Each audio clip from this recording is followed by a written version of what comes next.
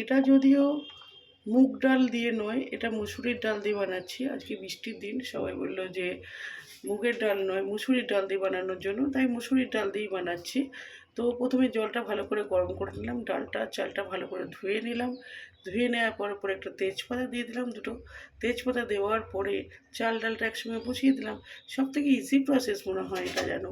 তারপরে কি হলো, তারপরে যেটা করলাম সেটা হলো যে তোমার আলু কেটে কেটে দিয়ে দিলাম সব। ওরা বললো যে না, আজকে আর আলু তোমার ছাড়িয়ে দিতে হবে না, আজকে তুমি চোখা সমেতি আলু দাও।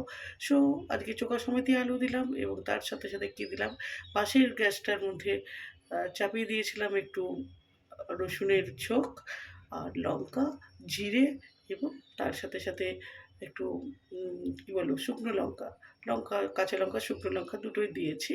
তো এটা দিয়ে একটু ছোক লাগিয়ে দিয়ে দিলাম, এবং তার সাথে সাথে যেটা করলাম কী বলো তো, তার সাথে একটু কাঁচা পেঁয়াজ না ভাজিনি, এটাকে উপর থেকেই দিয়ে দিয়েছি।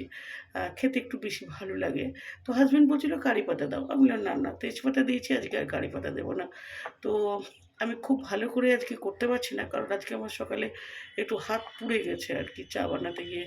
সো খুব যে একটা সুন্দর করে করার সেই প্রসেসটা আমার আজকে হচ্ছে না, আমি পারছি না।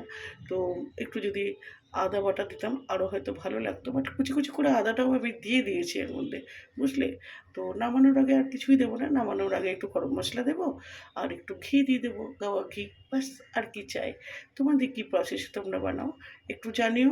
মশলাপাতি দিয়েও বানানো যায়, কিন্তু আজকে আর মশলাপাতি দিয়ে বানাবো না, আজকে এমনি বানালাম। কেমন লাগছে বলো তো? ভালো লাগলে একটু লাইক কমেন্টস করতে বলো না। টাটা।